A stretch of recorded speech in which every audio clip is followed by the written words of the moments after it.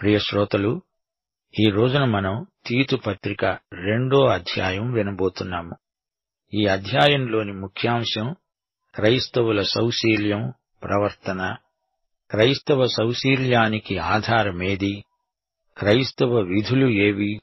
విధి నిర్వహణ ఎలా కొనసాగాలి అనే మూలాంశాలు చర్చించబడ్డాయి. పౌలు తీతుకు ఉత్తరం రాస్తూ అన్నాడు, నీవు హితబోధకు అనుకూలమైన సంగతులను బోధించు. ఎలాగనగా వృద్ధులు, మితానుభవము గలవారు, మాన్యులు, స్వస్థబుద్ధి గలవారు, విశ్వాస ప్రేమ సహనములందు లోపము లేనివారై ఉండాలని, అలాగే వృద్ధ స్త్రీలు కొండెగత్తెలు, మిగుల మద్యపానాసక్తులు అయి ఉండక ప్రవర్తన యందు భయభక్తులు గలవారై ఉండాలని, దేవుని వాక్యము దూషించబడకుండునట్లు యువతులు తమ భర్తలకు లోబడి ఉండి, భర్తలను శిశువులను ప్రేమించేవారు, స్వస్థబుద్ధి గలవారు, పవిత్రులు, ఇంట ఉండి పనిచేసుకునేవారు, మంచివారు అయి ఉండాలని బుద్ధి చెబుతూ, మంచి ఉపదేశము చేసేవారై ఉండాలని బోధించు. అటువలనే స్వస్థబుద్ధి గలవారై ఉండాలని యువకులను హెచ్చరించు.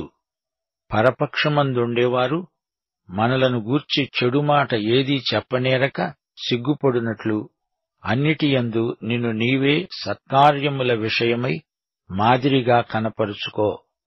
నీ ఉపదేశము మోసము లేనిదిగాను, మాన్యమైనదిగాను, నిరాక్షేపమైన హితవాక్యముతో కూడినదిగాను ఉండాలి. దాసులైన వారు అన్ని విషయములందు మన రక్షకుడైన దేవుని ఉపదేశమును అలంకరించునట్లు తమ యజమానులకు ఎదురుమాట చెప్పక, ఏమీ అపహరింపక, సంపూర్ణమైన మంచి నమ్మకమును కనపరుస్తూ, అన్ని కార్యములయందు వారిని సంతోషపరుస్తూ, వారికి లోబడి ఉండాలని వారిని హెచ్చరించు. శ్రోతలు వింటున్నారా? దేవుని సంఘము దేవుని వాక్యాన్ని ఎడతెగక ప్రకటించాలి, బోధించాలి. సంఘం చేసే బోధ హితవాక్యమై ఉండాలి.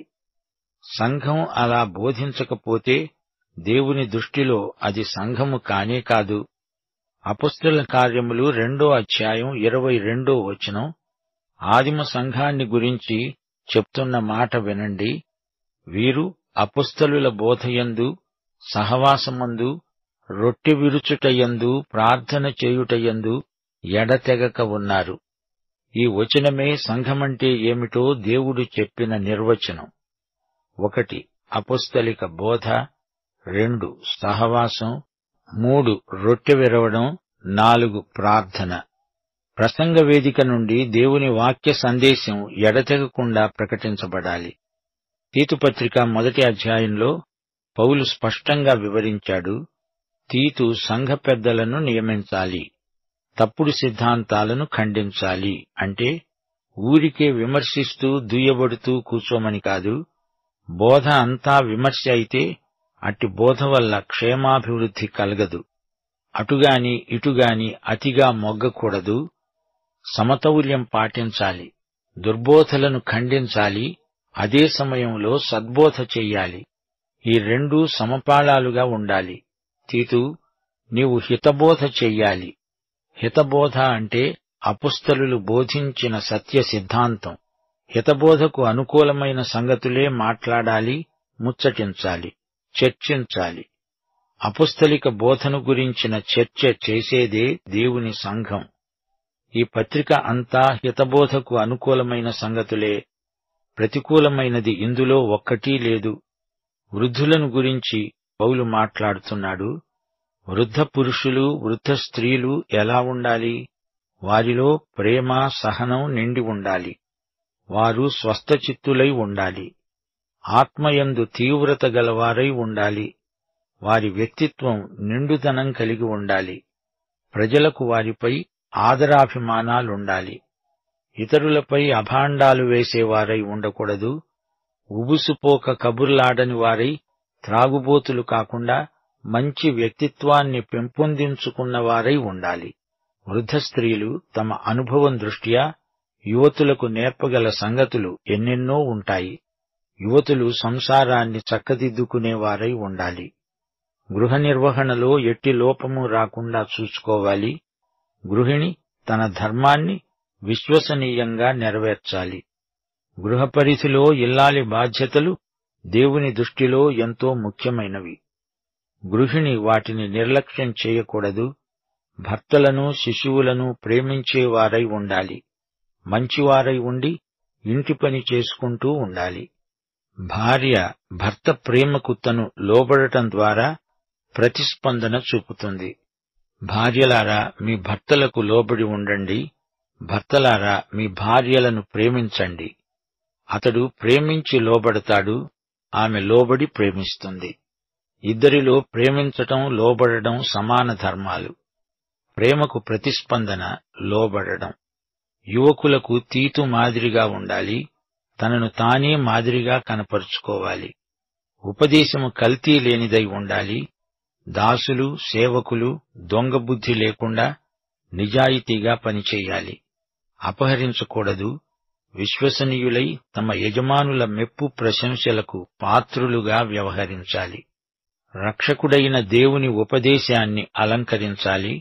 మన సత్ప్రవర్తనే దేవుని సువార్తకు అలంకారం. ఇప్పుడు 11వ వచనం నుండి వినండి.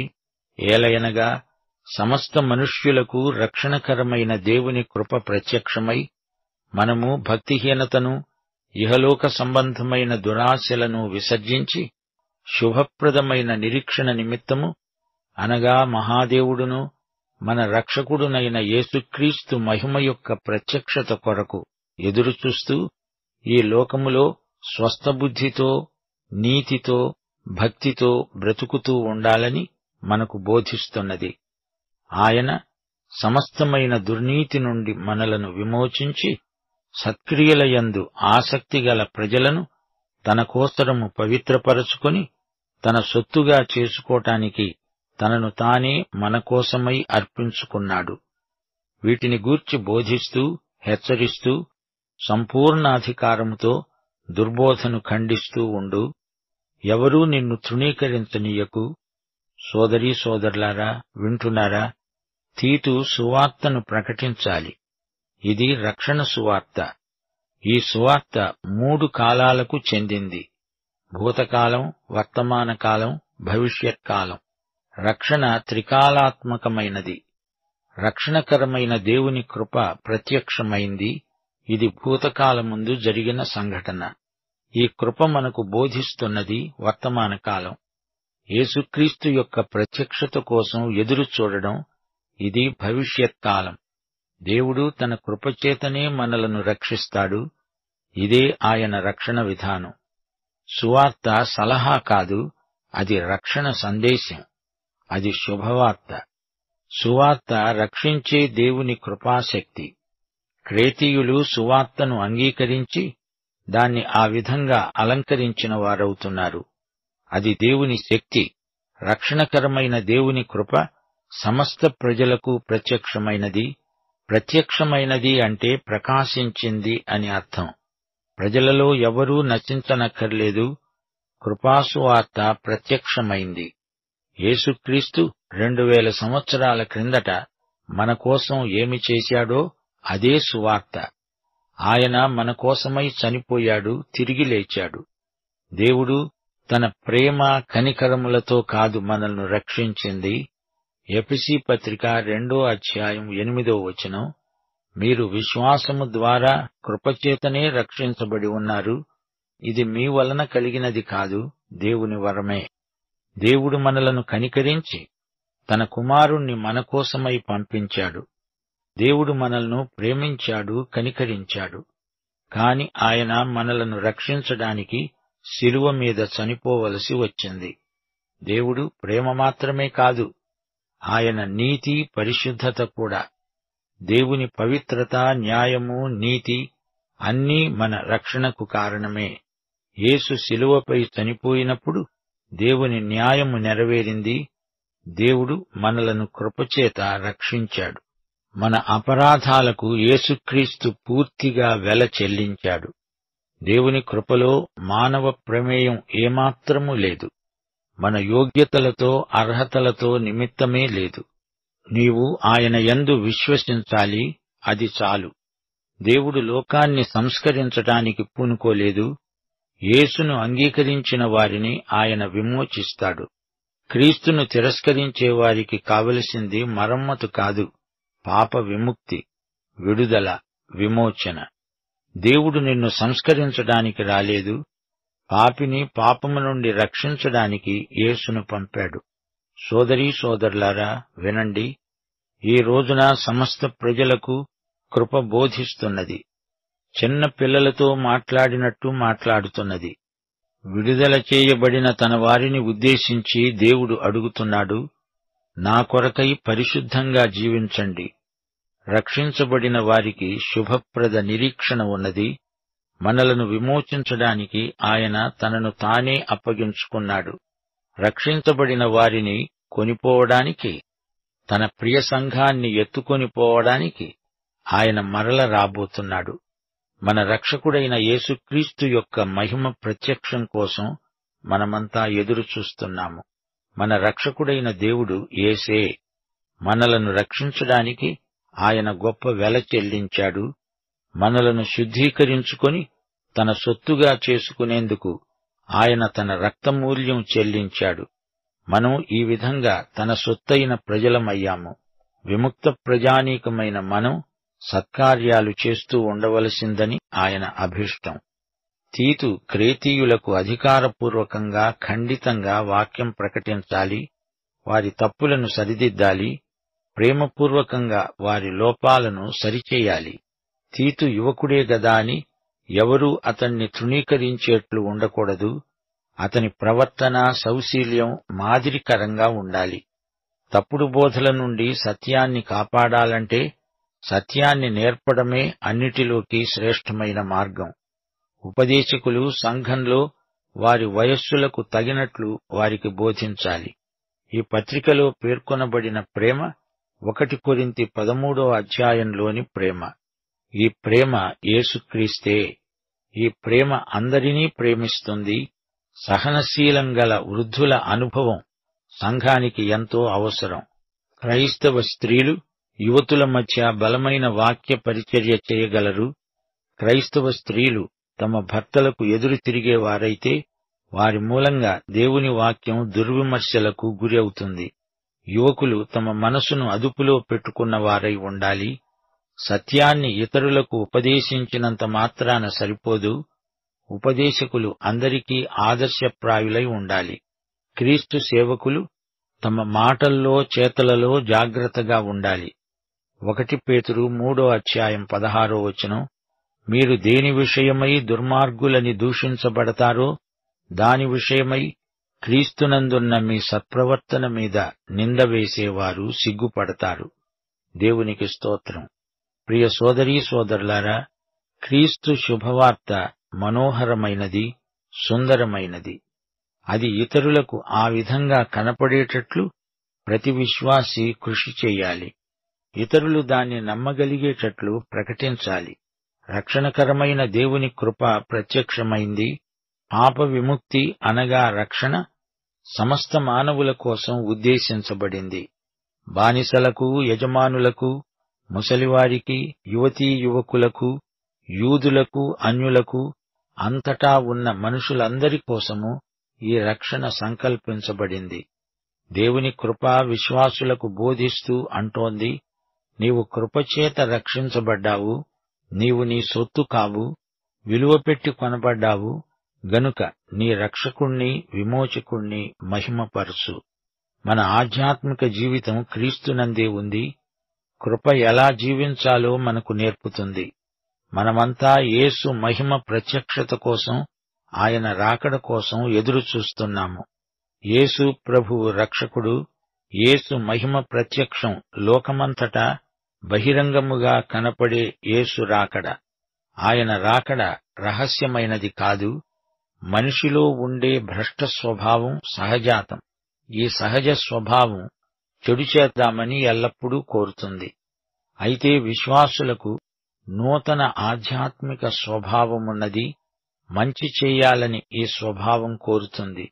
మంచి చేయడానికి విశ్వాసులు ఏమాత్రమూ వెనుదీయరు. మంచి చేయాలనే తపన, ఉత్సాహం, ఆసక్తి మన హృదయంలో ఉరకలు వేస్తుంటాయి. కారణం, కృప ద్వారా మనం రక్షణ పొందాము. కృప మనకు నేర్పుతున్నది, బోధిస్తున్నది. హెబ్రీ పత్రిక 6వ అధ్యాయం 9-11 వరకు, ప్రియులారా, మేము ఈలాగు చెబుతున్నా మీరెంతకంటే మంచిది, రక్షణకరమైనది అయిన స్థితిలోనే ఉన్నారని రూఢిగా నమ్ముతున్నాము. మీరు చేసిన కార్యము, మీరు పరిశుద్ధులకు ఉపచారము చేసి ఇంకనూ చేయుచుండుట వలన తన నామమును బట్టి చూపిన ప్రేమను మరువటానికి దేవుడు అన్యాయస్థుడు కాడు. మీరు మాంద్యులు కాక విశ్వాసము చేత, ఓర్పు చేత వాగ్దానములను స్వతంత్రించుకొన్న వారిని పోలి నడుచుకొనున్నట్లుగా మీలో ప్రతివాడు మీ నిరీక్షణ పరిపూర్ణమగు నిమిత్తము మీరిదివరకు కనపరచిన ఆసక్తిని తుదమట్టుకు కనపరచాలని అపేక్షిస్తున్నాము. సోదరీ సోదరులారా, ఈ అధ్యాయం 11-14 వరకు పౌలు రక్షణను గురించిన అనేక ముఖ్య సత్యాలు మన ముందు ఉంచుతున్నాడు. దేవుని కృప, స్వార్థత్యాగం, దేవుని పట్ల భక్తి, క్రీస్తు రెండో రాకడ, క్రీస్తు దేవత్వం, క్రీస్తు తన ప్రజలను పవిత్రపరచిన విధానం, విశ్వాసులు గడపవలసిన ఆధ్యాత్మిక జీవితం, ఈ అంశాలన్నీ మనకెంతో ముఖ్యమైనవి. ప్రతి బోధకుడు ఉపదేశించవలసిన అంశాలు. ఎవరైనా దీనికి భిన్నంగా బోధిస్తున్నారంటే వారిలో సత్యం లేదనే గ్రహించాలి. సోదరీ సోదరులారా, చూడండి, ప్రతి సంఘంలో అనేక రకాల వయస్సు గలవారుంటారు.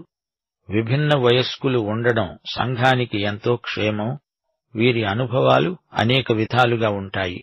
వృద్ధులు యువతీ యువకులకు ఎన్నో సంగతులు నేర్పగలరు. తీతు ఒక సంఘనాయకుడుగా వీరందరినీ సంఘ క్షేమాభివృద్ధి దృష్ట్యా నడిపిస్తాడు. ముగింపులో ఒక మాట, క్రైస్తవ జీవితాన్ని జీవించే శక్తిని ప్రసాదించగలవాడు ప్రభువైన యేసుక్రీస్తే. పాఠం ఇంతటితో సమాప్తం. ముగింపులో ప్రార్థన చేసుకుందాం. అందరూ తలలు వంచండి. ప్రభువైన దేవా, నీకు మా హృదయపూర్వకమైన కృతజ్ఞతాస్తుతులు. దినదినము నీ వాక్యమును వింటున్న నీ బిడ్డలు ఆ వాక్యాన్ని తమ జీవితాలకు అన్వయించుకొని మేలు పొందుతున్నారని నిరీక్షిస్తున్నాము. తీతుపత్రికలో ఎన్నెన్నో సత్యాలు మమ్మల్ని ఎదుర్కొంటున్నాయి. ఇవన్నీ మా అనుదిన జీవితానికి ఎంతో దోహదపడతాయని ఆశిస్తున్నాము. మేము సంఘములోనూ బయటను ఎలా ప్రవర్తించాలో, నీకు మహిమ కలిగే విధంగా ఎవరితో ఎలా మాట్లాడాలో, మా సంబంధ సహవాసాలలో మేము ఎలా ప్రవర్తించాలో మీరు మాకు మీ ఆత్మ ద్వారా బోధిస్తున్నందుకు మీకెంతో కృతజ్ఞులం. ఈ రోజున విన్న పాఠాన్ని కూడా మా ఆత్మల నిమిత్తమై ఆశీర్వదించండి. అలనాడు పౌలు తీతుకు రాసిన పత్రిక ఈ రోజున మాలో ప్రతి ఒక్కరికి రాసిన ప్రేమ లేఖలాగా ధ్వనిస్తున్నది. ఇట్టి గొప్ప పత్రిక మీరు మాకనుగ్రహించినందుకు మీకెంతో కృతజ్ఞులం. మా శ్రోతలందరినీ వ్యక్తిగతంగా సంధించండి. వారిపై మీ దీవెనహస్తముంచి ఆశీర్వదించండి. నేటి పాఠములో ప్రతి సత్యము మా హృదయాలలో సంచలనము కలిగించున్నట్లు మీ కృపాశీర్వాదములు మెండుగా దయచేయమని మా శ్రోతలందరినీ వ్యక్తిగతముగాను కుటుంబాలుగాను మీ హస్తములకు సమర్పిస్తూ యేసుక్రీస్తు వారి శుభనామమున ప్రార్థన చేస్తున్నాము తండ్రి. ఆమేన్. మన ప్రభువైన యేసుక్రీస్తు వారి దివ్య కృప, తండ్రి అయిన దేవుని పరమ ప్రేమ, పరిశుద్ధాత్మ యొక్క అన్యోన్య సహవాసము, సమాధానము, సంతోషము, సహాయము మనకందరికీ సదాకాలము నిత్యత్వము వరకు తోడై ఉండునుగాక. ఆమేన్.